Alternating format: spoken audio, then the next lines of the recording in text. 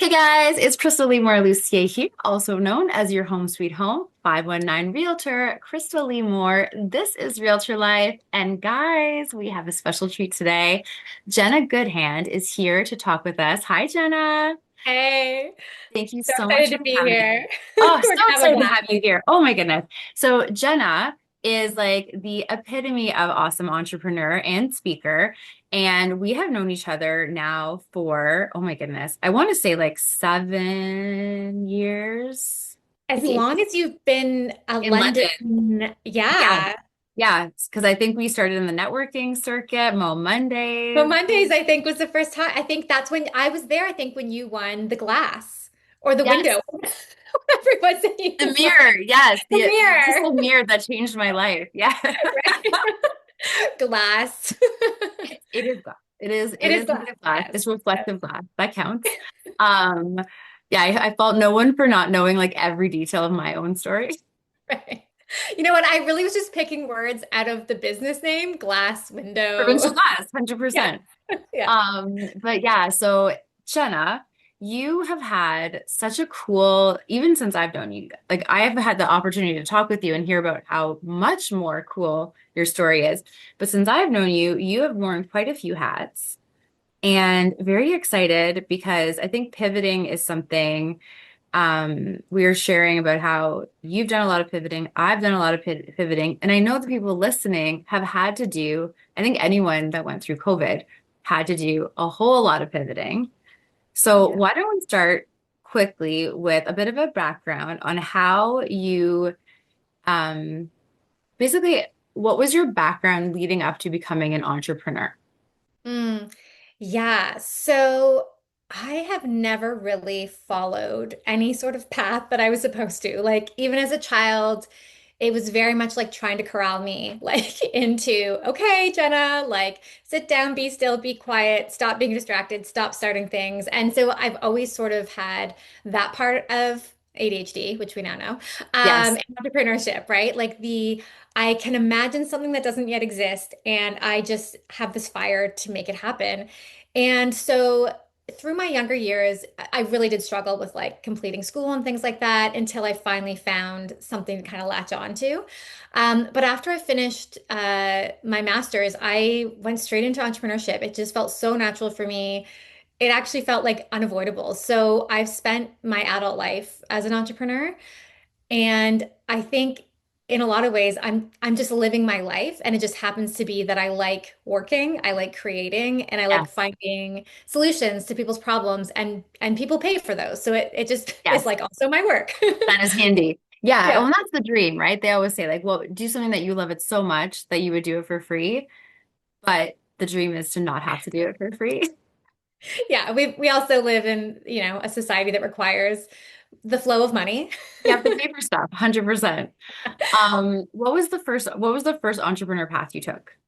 Yeah, so I'd say the first official one was in university. I was working at a health food store, and people would come in and they would ask for treats that were like gluten-free or no dairy or no eggs. And so I was like, okay, well, I'm plant-based. I'll just start making cupcakes. So I started making cupcakes, and I had a business. It was called Peaceful Endeavors. And I was making these like vegan cupcakes out of the place I was renting in university. Then Nice. I was doing like cakes. Then I was doing, like office things. And eventually I was like, I don't like making cupcakes. Like I don't like this anymore. And if I had known what I know now, because the timing would have been so good. Like if I had have kept that business, because this would have Yeah, been like 20 years ago or something, I would have been one of the first to kind of like get yeah. on that. And just Uh, delegate. You don't have to make cupcakes. right? I Let didn't someone even else make the think. cupcakes. Yeah, like if I had have just thought you don't have to be the one that makes the cupcakes. And to be honest, Crystal, that's been, I think, my challenge for a lot of my entrepreneurial journey, which is you don't have to make the cupcakes. And I think Yes. there's a book called The E-Myth. And I think Yes. actually the example is like, stop making the pie, get out The of the pie. kitchen. And so I think when I read that, I do remember kind of feeling like, yeah, that was the business was doing fine. I just was in the wrong spot of it. So I would say that was my official, like I made a page for it. It had its own separate kind of like banking and things like that. Nice. Yeah. That's really cool. And like how forward thinking, because I mean, it's just find a need, solve a need, right? Yeah. And it's like you didn't even have to go to school for all that. No, and I would have been shut down very quickly had they seen that my roommate had like 5 cats. Yes, exactly. Yeah, it's all learning, right? It's It's all all learning. learning. Yeah, yeah. That's very cool. And then what was the next one?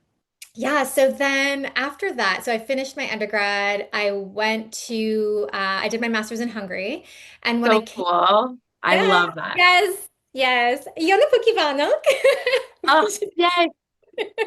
And so then when I came back, my first business after that, so I had my son when I came back, and I was finishing my thesis and I started selling worms.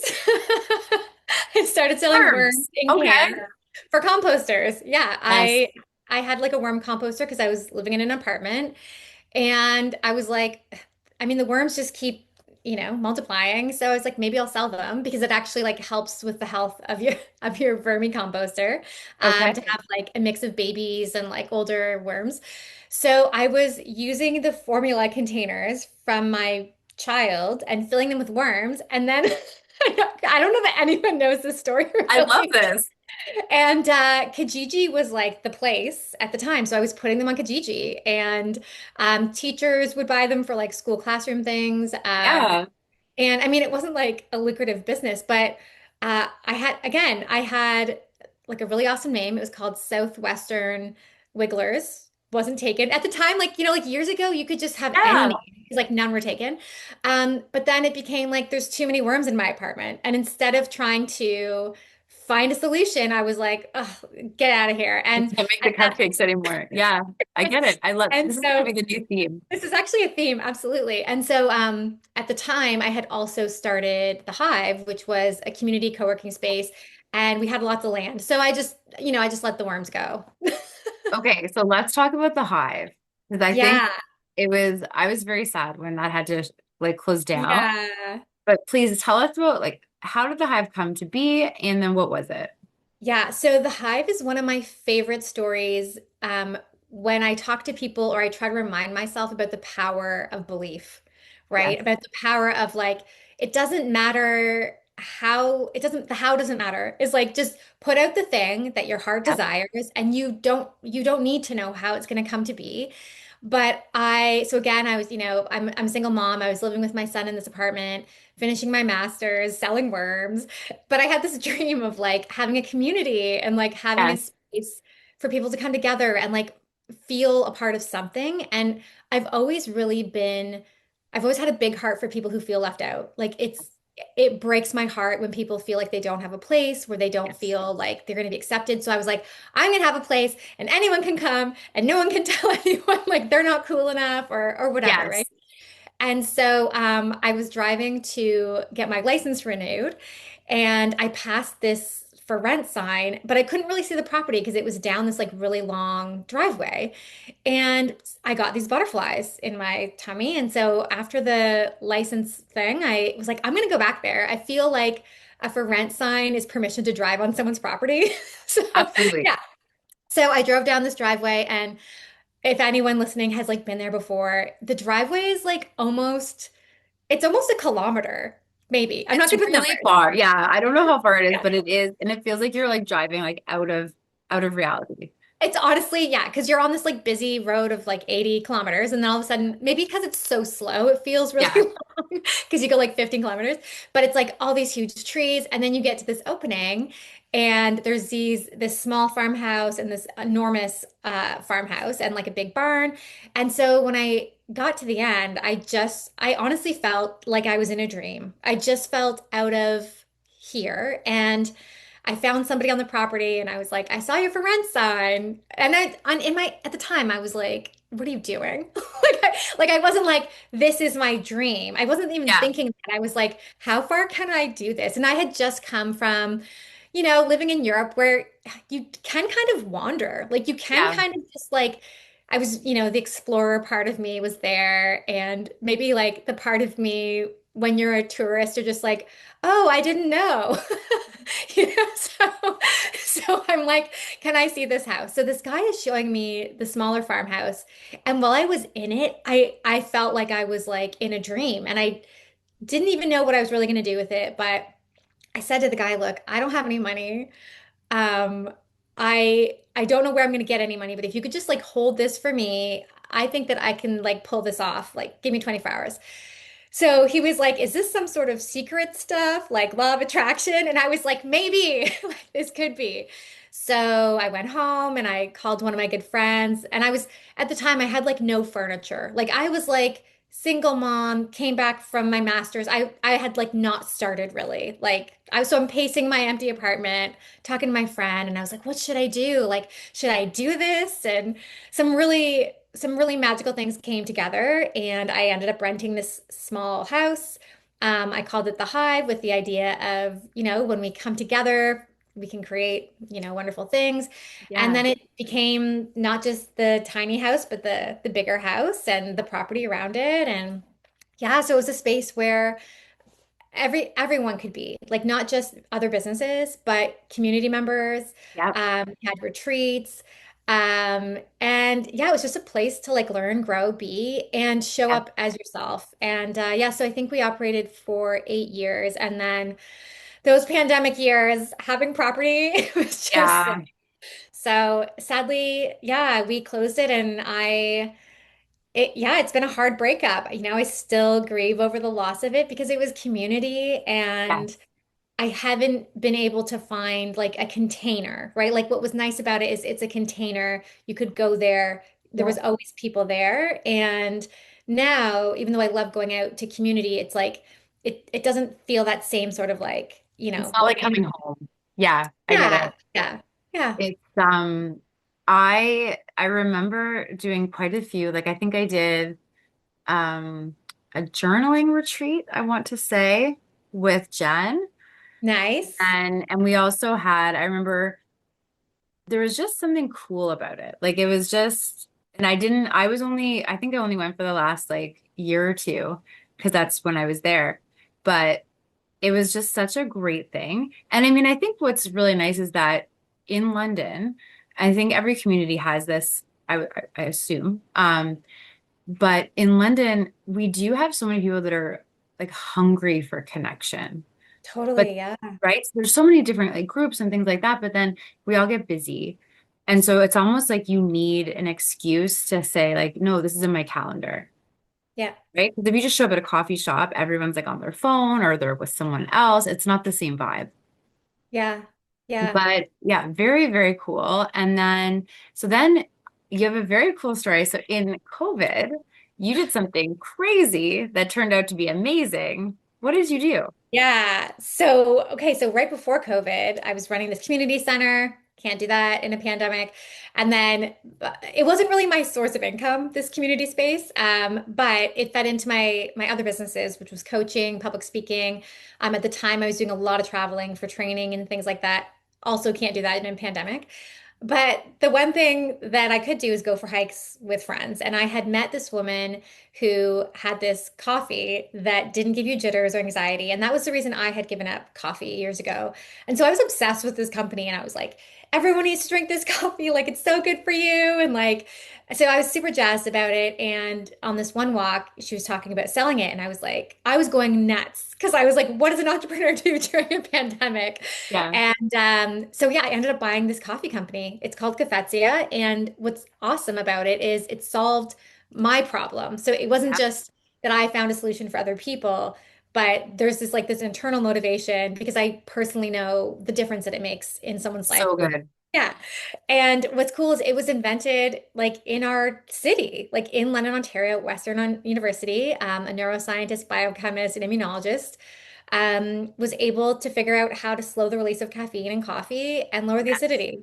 So yes, I bought this company. And the other thing I just remembered actually was because I'm visualizing like where it was when I was signing stuff. Like a day or two before, my appendix ruptured. And so we're taking over this company. And I think like the final like legal papers, I like, it was like the day two of like coming home from the Oh hospital. no. And so I felt awful because like I had to move all this stuff, but I couldn't because I had just had my appendix out. And so it's been 4 years now, and it's been the most challenging business Yeah. ever that I've been a part of. I do feel like I'm in business school. Like I feel like I'm trying to figure out how do you make a product business survive, thrive? Yeah. How do you fit it with your lifestyle? Because it's much more demanding than service-based businesses I've had before, where you can kind of turn it up, turn it down, depending Yeah. on like, yeah. But I love it. I've found ways to align the mission of the company like with my own to kind of keep me in check. I love And the most exciting part is that I think with most things I do in life, I want to then teach someone else. Like I want to Yes. figure it out. And then once you figure something out, you're like, oh, I want to show someone else so like they don't have to suffer or they don't have the challenge. Absolutely. And I think you're the Absolutely. same way. Yes. And so that's what this feels really exciting about because now I know that there's so many people who start food-based businesses or beverages, and it's very hard to kind of get to whether it's like to stores or mass market or even online sometimes. Yeah. So I'm really excited that I can now, help those people who were me 4 years ago. Yeah. Absolutely. And you have Cafezia in quite a few places. Yeah, we are in over 150 stores now, which is like That's amazing. that would have like so back when I started, I would have thought 100 was like whoa. And it's funny because like as you kind of reach your goals or your milestones, Yeah. sometimes it's kind of sad that you like don't get excited when you get there because you start to see like what else could happen. But Yes. I'm really proud of the first 12, I'd say. Like I'm really proud of those first ones. And then recently we got into Whole Foods and Fortinos. And that was also sort of like you don't just get in right away. Like they want to make sure you've got the longevity. Yes. Um, so those were some big wins. And now, I'm so excited because we're doing partnerships with charities, not-for-profits, Oh, fundraising. And so now it's like more exciting because I feel like I can play in these spaces where it's about community. yes. Um, we're doing some private labeling things for companies that like want their own wellness coffee. Um, Ooh, that's yeah, so cool. it's feeling like a new business, Yeah. and I'm trying to keep it fun always. Yeah. Oh, Yeah. so good. So, so good. And it really is, guys. If you have a chance, Cafezia Coffee, it is like I almost it's kind of like when, and I'm going to say this to someone that I don't know if you eat gluten. Um, when you hear that something is gluten free, you automatically think it's gross. And so if you hear something like, oh, slow release caffeine, I don't like it's going to affect the taste. I need my caffeine like in one shot. No, you don't. It still tastes amazing. You just don't have like a twitch. Yeah, no, it's you know what there's some things I can't tell you yet that I'm like so excited. Ooh, Um, yeah, but I'll put you on the list of like the people who know. But we've got some things coming out that is just gonna like, because I always saw this product as like the evolution of coffee. Like yeah, like coffee's coffee. We don't really want to like play with it because it's so good and we love it. yeah, And that's why I was never a huge fan of the like coffee alternatives or decaf or anything like that. Because I'm like, but coffee is like it has a lot of really healthy properties. I love the idea of it's like still, it's like carried all of its journey to get here. And so our coffee is just coffee enhanced. yes. Um, but yeah, we are like in our research and development phase right now, pretty close to being able to release something that will change like all coffees. So That is that's very pretty big hint, but exciting. I'll stop It's there. very Yeah. exciting. I will not ask more questions, but I would definitely like to be on the list to Yeah. hear more. Um, okay, so now recently so this is your baby, it's chugging along, Yeah. but you're adding in more speaking. Yeah. Yeah. So, it's so funny because I don't know if you feel this way about anything in your life, but and I guess they're gifts. It's strange to say that because I'm still kind of like trying to be like, it is a gift. It's like for whatever reason, am really good at like groups of people, like speaking in front of groups of people. I Yes, don't want to. And I think you're an introvert too. Like, I love just being like alone at home with books and blankets. That's my perfect day. But there's something inside of me that's just like, the world needs you to say something. And maybe it's yes, because I don't want like the attention of it, but I feel like I want to help so many people. It like moves me. And so, absolutely. yeah, so public speaking has always been something really important to me. A few years ago, I started offering a public speaking training, which Yes, was all the things that I needed. So there's a lot out there on how to like perform as a speaker, how to make a great presentation that's going to crush it. But what yes, we don't talk about is the neuroscience of public speaking. So what prevents a lot of people from even showing up to the public speaking game is their fear, right? It's their nerves, it's their Yes. anxiety, it's what happens inside of their body and their mind around the idea of public speaking. Oh So yeah. yeah, so this 2-day training, I teach everyone around the neuroscience of like what's going on in our brain, how do we Love it. rewire that? How do we actually like in the 2 days go through, exposure, exposure to these Yes. fears and the retraining.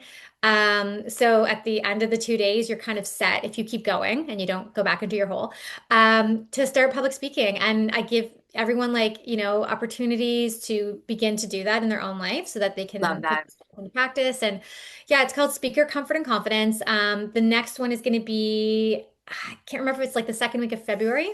Ooh. But yeah, and so right before the pandemic, I had started to find different trainers for different cities because Yeah, I was just seeing the impact this was having, and I want absolutely. training to be everywhere, but like I can't be everywhere, and I don't need that.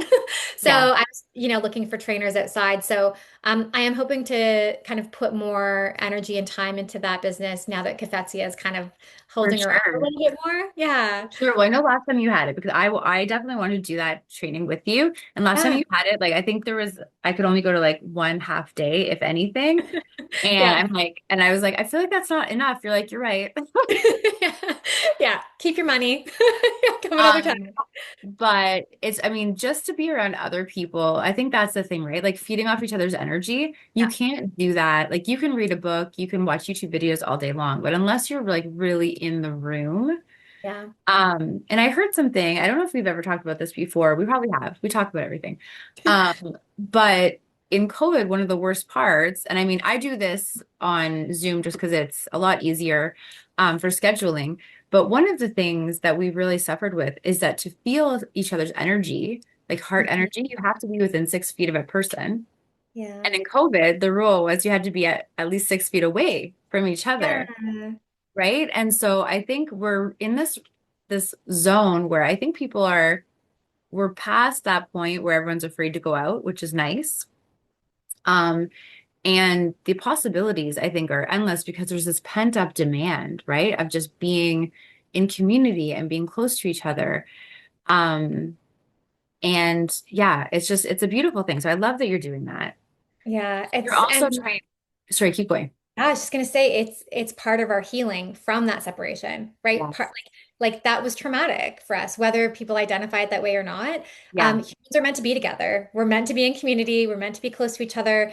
Yeah. Study after study shows like the value of like, 5 hugs a day. Like these things are good for our well-being. Yes. And so we need to be together to heal the trauma of being apart. And Yes. whatever that looks like, even if it's you just start sitting in a coffee shop just to be around the noise of other people, or even because some of those things also like we became very sensitive to like the irritations of other people because other people can be irritating. And Yes. so all of a sudden you're out there and you're like, oh, people. And you hear people say it all the time where Yeah. all they say is really like, oh, people. But it's like we're all people and we do better when we can like overcome that stuff. And Yeah. so I love that like there's events now, there's things to go to. And I will Yeah. be the first to admit, like, I leave my house sometimes to get some hugs. That's like why I'm leaving.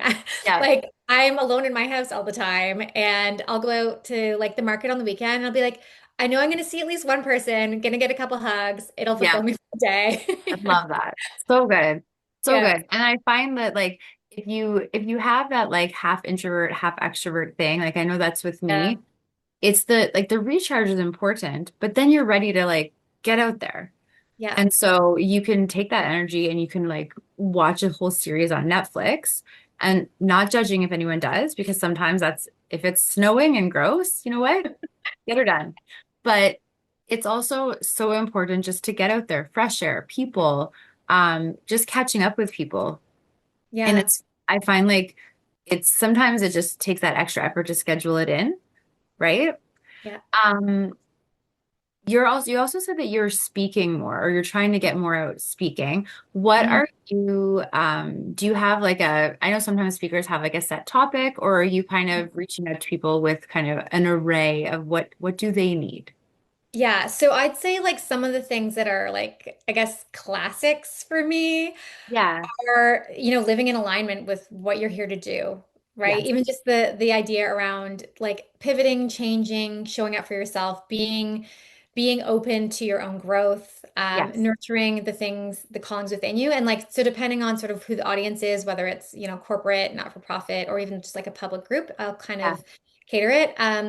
My favorite people to work with are entrepreneurs. Like, I love entrepreneurs. I think because I feel like I'm speaking to myself and I know the challenges, I know the fears, I know the roadblocks, I know what people say to them that might make them feel limited. So, anything kind of in that realm. But the two that I'm sort of working on right now. Yep. So during the pandemic, I also started a podcast on death. It's called Yes. We Are All Dying. Yes. And the whole intent behind it was to begin talking about death because we don't, Yeah. um, as in North America specifically, or especially, it's something that we kind of avoid talking about it. We don't know how to talk to each other when someone loses someone or even, Yeah. someone's dying. And when have this like healthy relationship with death and the acceptance that death is inevitable for all of us, it changes the way you live. So the I love podcast, I talk with everybody, people who do cemetery tours, people who, deal with the grieving, people who've lost, but all with the intention of let's not leave out this enormous part of our life, which is death, which is Yeah. around us all the time, and let it make life more beautiful. Let it make the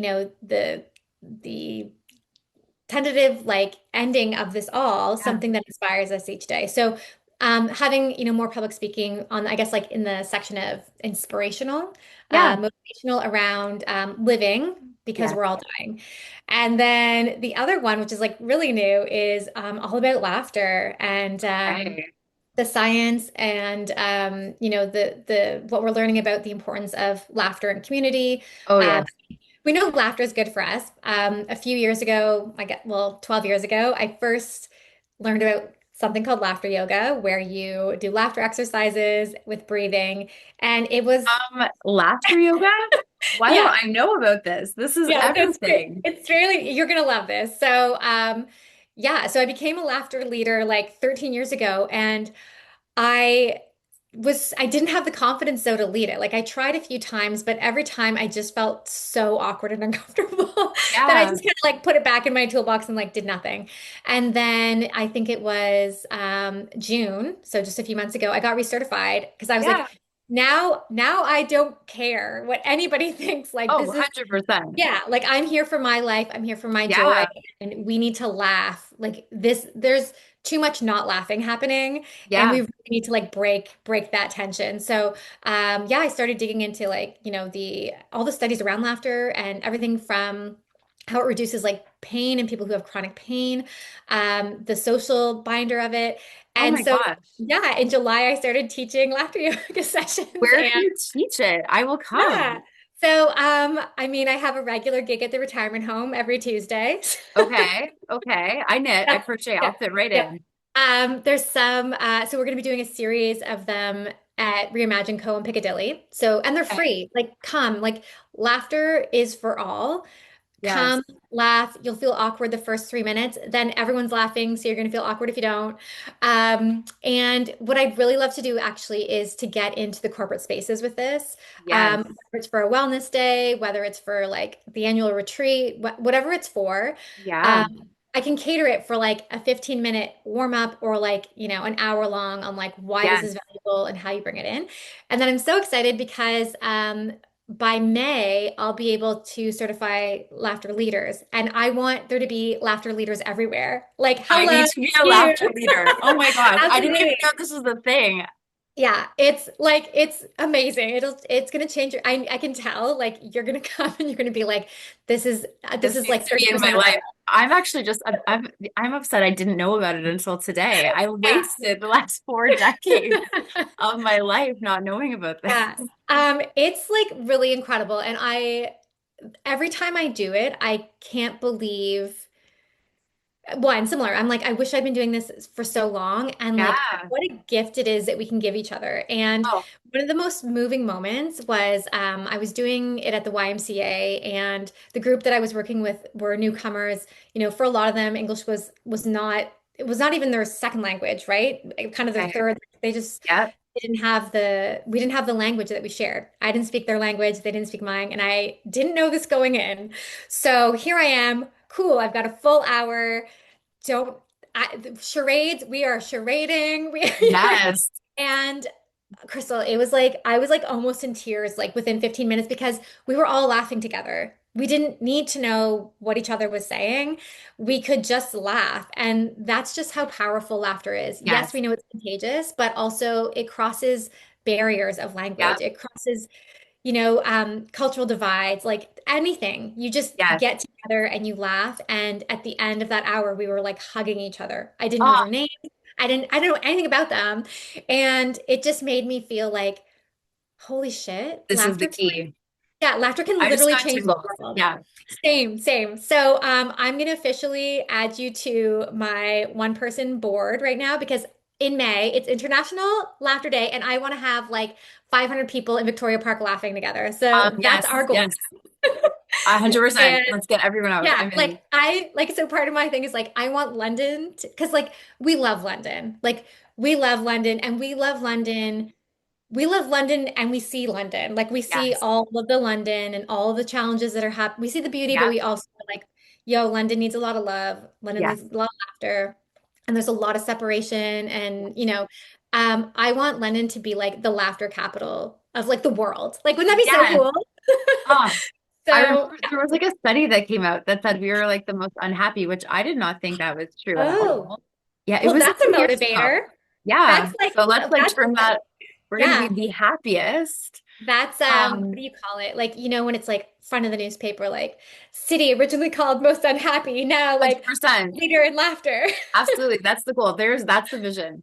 That's the vision. Um, it's so true though, because I know I've said this before, because I think kids laugh something like 1,000 times a day. And by the Yeah. time you get to be an adult, maybe one, maybe two. And my grandmother, so she's Hungarian, I I love her laugh. And she is the funniest woman. But she went through like world Mm, wars and like yeah. devastation and having to like escape to a new country with nothing. Like if anyone should not be laughing, it is Yeah. this woman. And she is just so funny. Um and just loves to laugh. And it's like Yeah. you think about that and then just paired with what you said, like, of course, like that Yeah. is the key. It Um, keeps us oh, alive. Like, I can't remember if it's like there's like something about like all I could really do was laugh. Like, when like yes, even like those days you just have like such a bad day and at the end you're like, yeah, well, now all I can do is laugh. You could yeah, laugh or you could cry. And so even yeah, just like this polarity in my life right now, talking about death, talking about grief, and then like yeah, on the other end talking about life and it's like our laughter. I was in a laughter yoga session once and like someone started to cry and I could relate because sometimes you laugh so much that you start crying and sometimes you cry so much you start laughing and those yes, two releases are such a deep release and when you so talked about important. children laughing so much when they're younger. Laughter as an adult is also different, right? We laugh because we're like, like we're trying to like Oh, bond or we're awkward or we're trying to make that sometimes, connection, yeah, but that's we're true. not like deep belly laughing, like laughing I until we're crying. have you ever heard Nate Bargatze? Have you listened to him? No. Comedian. Oh, he's very relatable because he's basically our age.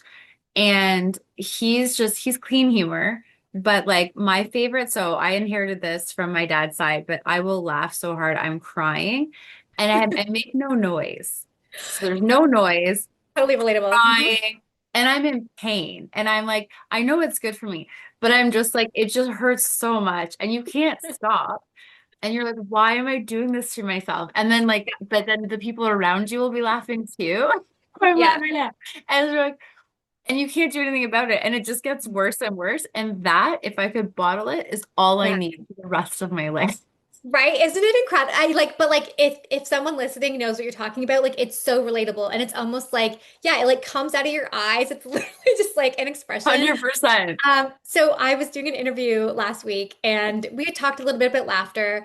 As soon as I stopped the interview, my son calls from school. He's 13, just for anyone who's going to be like, "Oh, you're such a mean mom." So my kid calls from school and he's like, "Mom, No, no. He's like, Mom. And I'm like, yeah.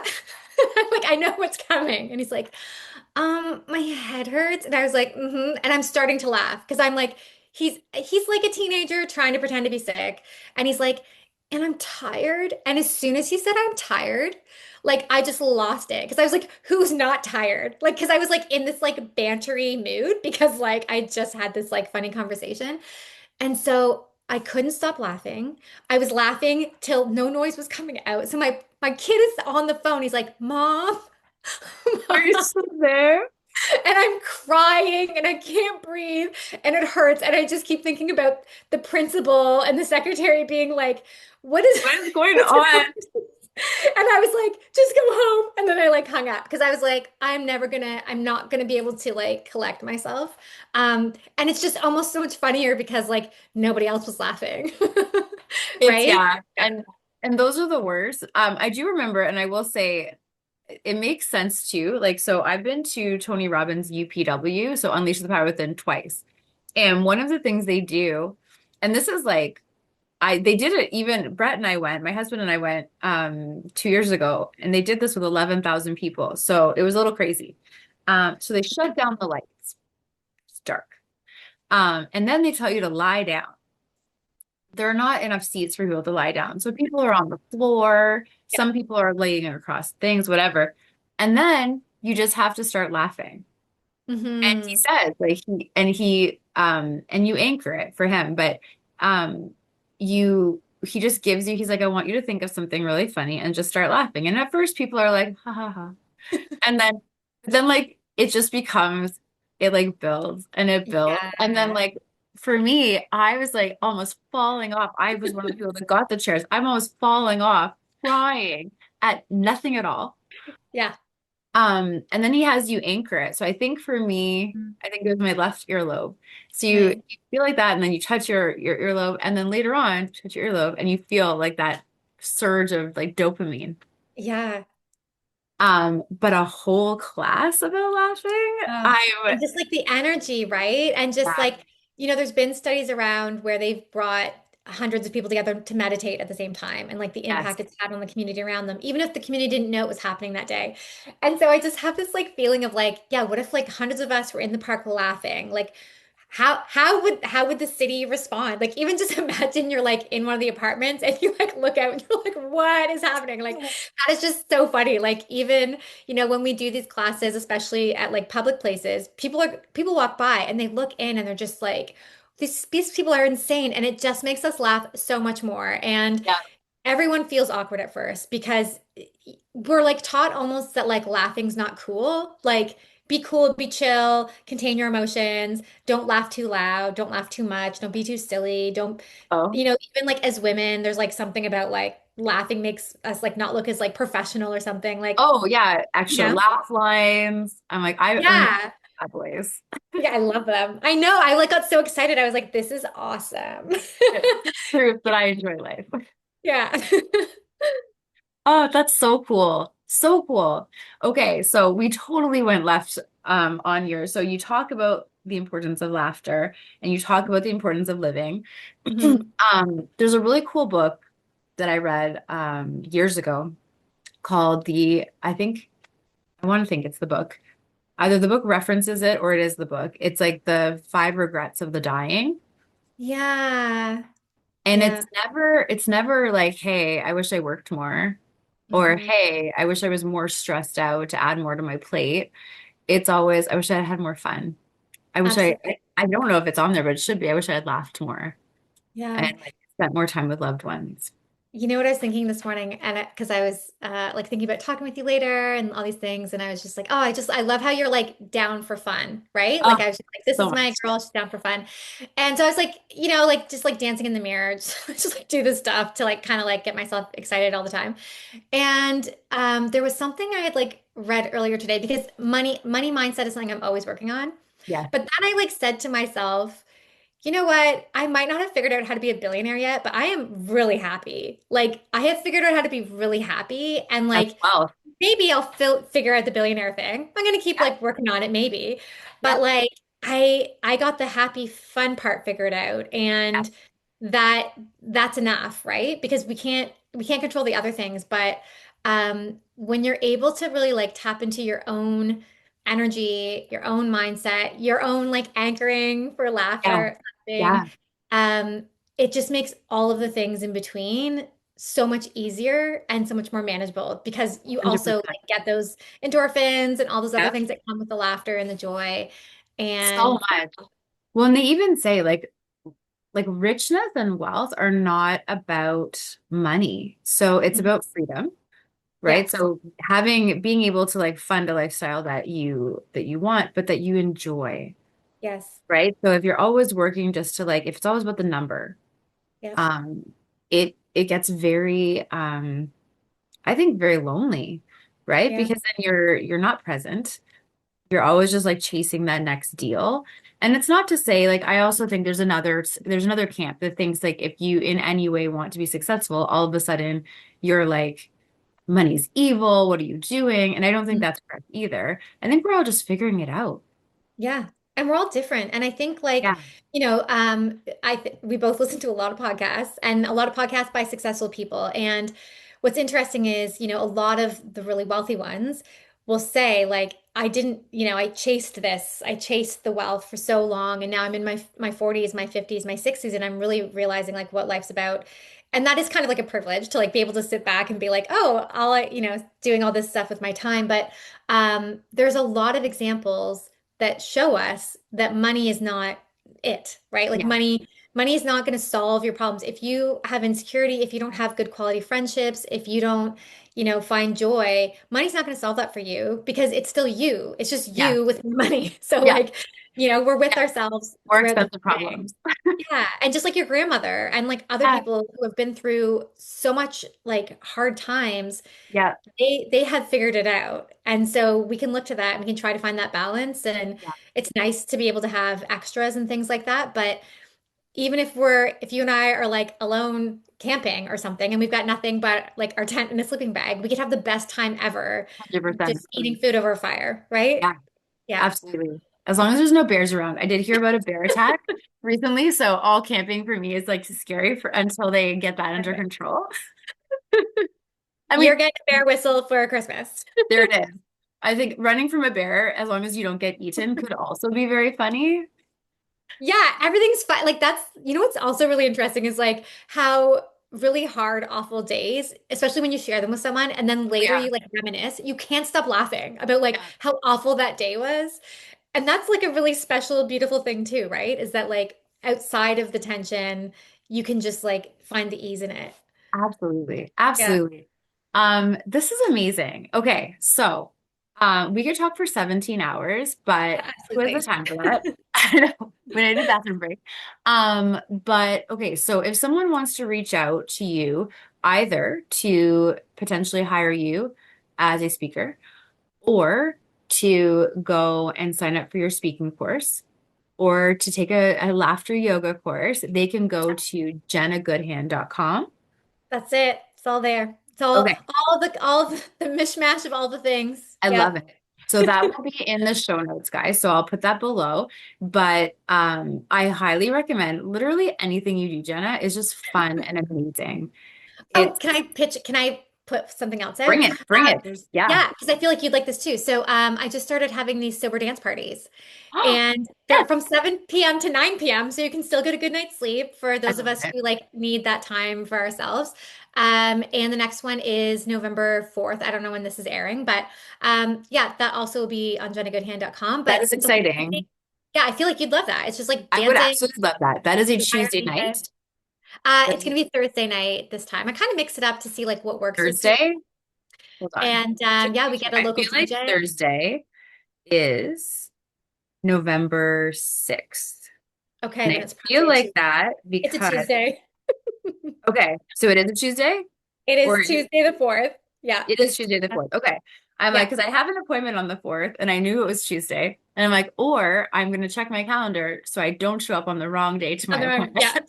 yeah. Yeah. So like the whole idea is just like come dance, have fun, Yeah, be that's exciting. sober. And whether you're like practicing sobriety, sober Yeah, curious, or you just don't care if you're drinking or not, that's very people cool. that come to these are awesome. Like Oh, so awesome. good. So Yeah, I even would say it is something. So have you been to these coffee clubs? Have you been to the coffee club? not in London. No. Okay. So the idea is very much like this, except I think people drink more than coffee at the coffee club. Yeah. Um, but it's the dance version of what we all want without having to stay up till 1 o'clock in the morning and have someone step Ah. on you with a stiletto. So, right? And Yeah. so I kind of go up and down in whether I'm having drinks or not having drinks. So I think right now I'm on like day, I want to say 87 of no drinks. It'd be Um, really interesting if you were like, I'm on day 87 of like drinking every day. Like you've been tracking, like I trying to am, see it how is hard to yeah. do, but I'm committed. Hold That'd on. be so funny. Um, but yeah, it is so much fun. And I have to say, like, every time like I go up and down because and I don't even know why I think society has a big there's a big piece of like everything seems to come with drinks, but I Yeah. always have more fun when I'm not drinking. And so when Uh, I think it also has to do with like you and I are similar in that way. Like people probably think I'm drinking when I'm not all drinking, the time. right? Yeah. Like how many have you had? I'm like Yeah. none, but Yeah. five Right. um waters. Um but I do find that like you're not tired later, you don't feel yucky the next day. Yeah. Um, and I mean to be fair, people have just as much fun around you whether you're drinking or not. Yeah. As long as they don't get involved in being upset that you're not drinking. That's the one thing I Yeah. always find weird. Like, Yeah. oh, you're not drinking? Oh. I'm like, but you can drink. And Yeah. I used to be the opposite though. If someone wasn't drinking and I was drinking, I'm like, you need to have something. I can't just drink alone. And now in reverse, I'm like, why was I so bossy? It's like so like drinking is such a great way to like look at people. Like look at Yeah, how do we act with each other? How, like because so much of when we go out drinking or dancing or like partying together is about bonding. So then when there's this thing where we're not both doing the same thing, yeah. then it feels like you're somehow like there's a friction in the bond. Even though there shouldn't be like And there you're isn't, drinking Diet Coke, I'm drinking Diet Pepsi. Like we should be fine. But when it's like yeah. something that like influences maybe I how actually we're think showing it's up. deeper. Yeah. I Oh, think it's it's so much actually, deeper. I think it's advertising at its very finest because Yeah. if if I don't tell someone that what's in my cup is a non-alcoholic beer and what's in their cup is True. an alcoholic beer and Yeah. we bond, I mean, they may not remember how many times they told me they love me. I'm like, you're my Yeah. favorite. I'm like, thank you again. Yeah. But it's I think as long as no one is overly involved with what you're drinking, Yeah. it shouldn't matter. I Doesn't love matter. the sober dance party though. Where does it take place? Also at Reimagine because their space is so flexible for anything. Okay, It's so just like reimagine Piccadilly. Where is that? so it's like it's Richmond and Piccadilly. Okay. Kind of like opposite Black Walnut, so like not on that side, but the other side of Richmond. Okay. And Kind of where oh my goodness. Is it kind of near Molly Bloom's? it's closer to, I'm trying to think if it's even before the train tracks.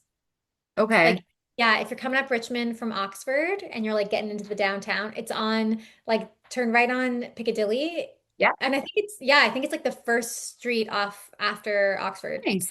Very cool. And yeah, it used to be a no package grocery store, but now it's just like an open community space and it can fit That's like so over cool. 100 people. So, Very uh, nice.